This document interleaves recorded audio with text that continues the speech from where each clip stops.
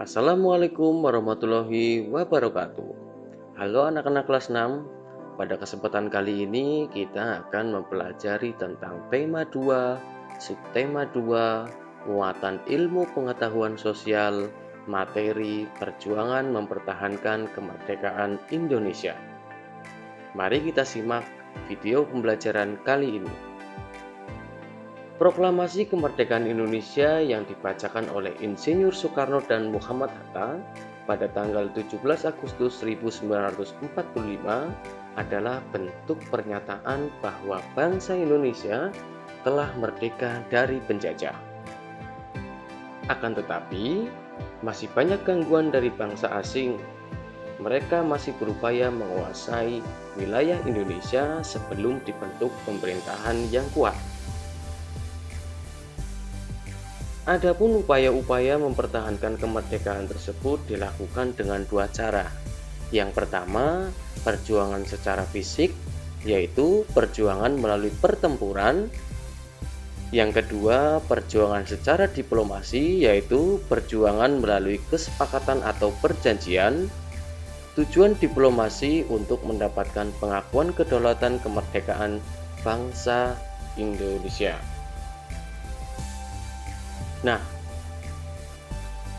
mari kita simak upaya yang pertama, yaitu pertempuran mempertahankan kemerdekaan Indonesia. Berikut upaya mempertahankan kemerdekaan dengan cara pertempuran. Yang pertama, pertempuran di Surabaya. Akhir bulan Oktober 1945 terjadi kontak senjata antara pejuang Indonesia dengan pasukan Inggris. Dalam pertempuran ini, pemimpin pasukan Inggris, Brigadir Jenderal Malabi, tewas. Pasukan Inggris kemudian marah dan memberi ultimatum kepada bangsa Indonesia. Isi ultimatum itu adalah semua pemimpin dan orang Indonesia yang bersenjata harus melapor dan meletakkan senjatanya di tempat yang telah ditentukan dan menyerahkan diri dengan cara mengangkat tangan. Namun ditolak oleh bangsa Indonesia. Maka terjadilah pertempuran hebat di Surabaya, pertempuran dari darat, laut, dan udara. Kemudian peristiwa ini diperingati sebagai Hari Pahlawan yang jatuh pada tanggal 10 November 1945. Kemudian pertempuran yang kedua, pertempuran Ambarawa Semarang. Sekutu masuk ke Indonesia diboncengi oleh NICA, Netherlands Indies Civil Administration. Saat mereka mendarat di Ambarawa dan Magelang, mereka membebaskan tawanan perang dan mempersenjatainya. Pasukan Tentara Keamanan Rakyat dari Indonesia kemudian marah. Insinyur Soekarno mencoba perundingan dan memperoleh kesepakatan antar dua pihak. Namun, pihak sekutu ingkar janji. Maka terjadi pertempuran Ambarawa dipimpin langsung oleh Kolonel Sudirman. Peristiwa ini diperingati sebagai Hari TNI Angkatan Darat atau Hari Juang Kartika. Nah, pertempuran selanjutnya, pertempuran Bandung Lautan Api. Pertempuran ini terjadi karena Sekutu dan NICA akan menjadikan kota Bandung sebagai markas strategis militer. Namun warga Bandung menolak. Kemudian warga Bandung meninggalkan kota ke daerah pegunungan. Sebelum meninggalkan kota Bandung, mereka membakar rumah mereka sendiri dengan tujuan agar Sekutu tidak bisa menggunakannya. Kemudian ada dua anggota Barisan Rakyat Indonesia yang terjun dalam sebuah misi untuk menghancurkan gudang amunisi, yakni Muhammad Toha dan Ramdan. Mereka berhasil meledakkan gudang tersebut. Nah, selain jalur pertempuran, Indonesia juga menempuh jalur diplomasi, yaitu perundingan atau perjanjian. Berikut upaya-upaya mempertahankan kemerdekaan dengan cara diplomasi. Yang pertama, melalui perjanjian Linggarjati. Perjanjian Linggarjati diselenggarakan dari tanggal 15 November 1946 sampai 25 Maret 1947. Perundingan ini terjadi antara Indonesia dan Belanda di Linggarjati, Jawa Barat, yang menghasilkan persetujuan mengenai status kemerdekaan Indonesia. Perjanjian tersebut ditandatangani secara sah oleh dua negara pada tanggal 25 Maret 1947. Hasil perundingan Perjanjian Linggarjati yang pertama, Belanda mengakui secara de facto wilayah Republik Indonesia yaitu Jawa, Sumatera, dan Madura. Kedua, Belanda harus meninggalkan wilayah Republik Indonesia paling lambat tanggal 1 Januari 1949. Ketiga, pihak Belanda dan Indonesia sepakat membentuk Negara Republik Indonesia Serikat atau biasa disingkat dengan RIS. Yang keempat, dalam bentuk RIS, Indonesia harus tergabung dalam Commonwealth atau persemakmuran. Namun terjadi pelanggaran perjanjian Linggarjati oleh Belanda. Pelaksanaan hasil perundingan ini tidak berjalan dengan mulus. Pada tanggal 20 Juli 1947, Gubernur Jenderal H.J. Van Mock akhirnya menyatakan bahwa Belanda tidak terikat lagi dengan perjanjian ini.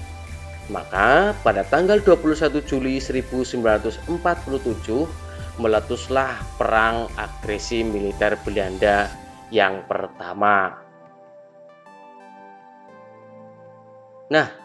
Perjanjian selanjutnya adalah Perjanjian Renville. Perjanjian Renville digelar tanggal 8 Desember 1947 sampai 17 Januari 1948.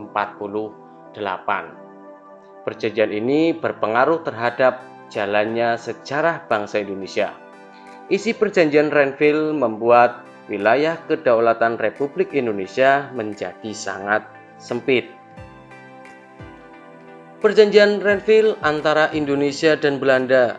Mereka mengadakan perundingan di atas kapal perang Amerika Serikat yang berlabuh di Pelabuhan Tanjung Priok, Jakarta.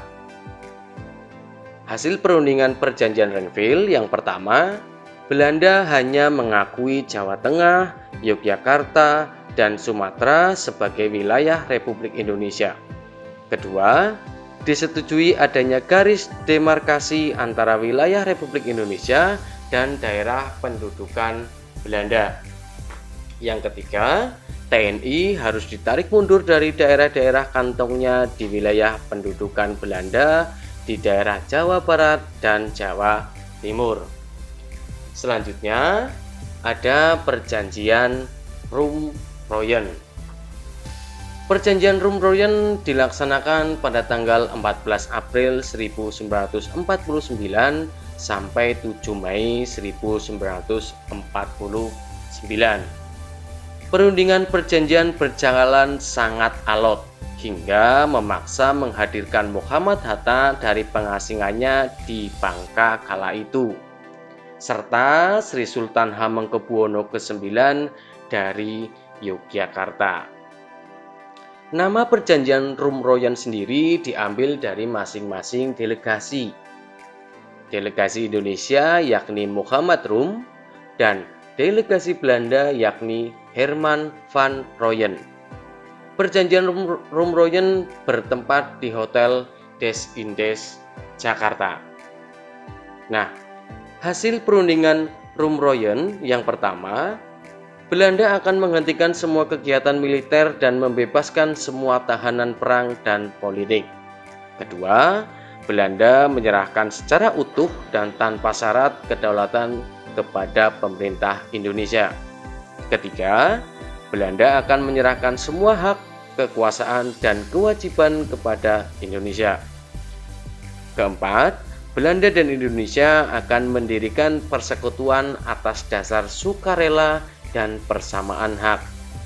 Kelima, Belanda menyetujui Republik Indonesia sebagai bagian dari Negara Indonesia Serikat. Yang keenam, Belanda akan mengembalikan pemerintahan Republik Indonesia ke kota Yogyakarta.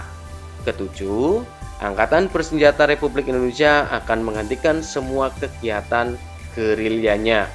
Terakhir, Indonesia dan Belanda akan hadir dalam konferensi meja bundar.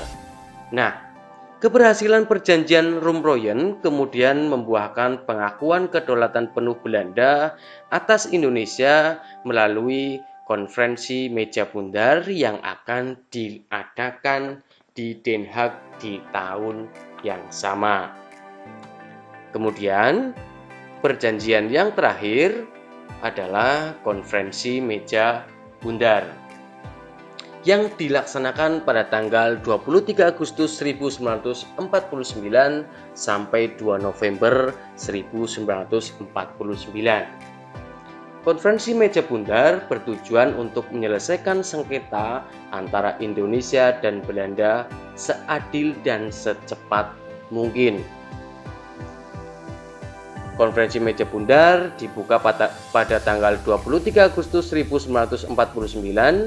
Perundingan ini berjalan sangat alot dan lama. Nah, berikut hasil dari konferensi meja bundar.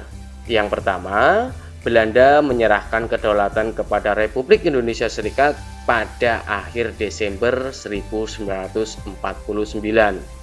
Yang kedua, akan dibentuk Uni Indonesia Belanda. Dalam uni itu, Indonesia dan Belanda akan bekerja sama. Kedudukan Indonesia dan Belanda sederajat. Ketiga, Indonesia akan mengembalikan semua milik Belanda dan membayar utang-utang Hindia Belanda sebelum tahun 1949.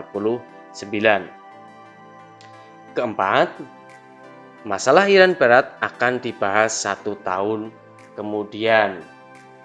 Nah, setelah melalui pembahasan yang berlarut-larut, maka pada tanggal 2 November 1949 tercapailah persetujuan KMB. Nah, dampak dari KMB yakni Indonesia akhirnya mendapatkan kedaulatannya. Acara penyerahan kedaulatan berlangsung pada tanggal 27 Desember 1949. Penandatanganan naskah penyerahan kedaulatan berlangsung di 2 kota, yakni Amsterdam dan di Jakarta. Di Amsterdam, naskah penyerahan kedaulatan ditandatangani oleh Ratu Juliana dan Muhammad Hatta. Di Jakarta, naskah ditandatangani oleh AHJ Loving dan Sri Sultan Hamengkubuwono ke-9. Pada tanggal 27 Desember 1949, pemerintahan sementara negara dilantik. Insinyur Soekarno menjadi presiden, Perdana Menteri Muhammad Hatta, Kabinet RIS dibentuk. RIS dibentuk seperti Republik Federasi Berdaulat yang terdiri dari 16 negara bagian dan merupakan persekutuan dengan Kerajaan Belanda.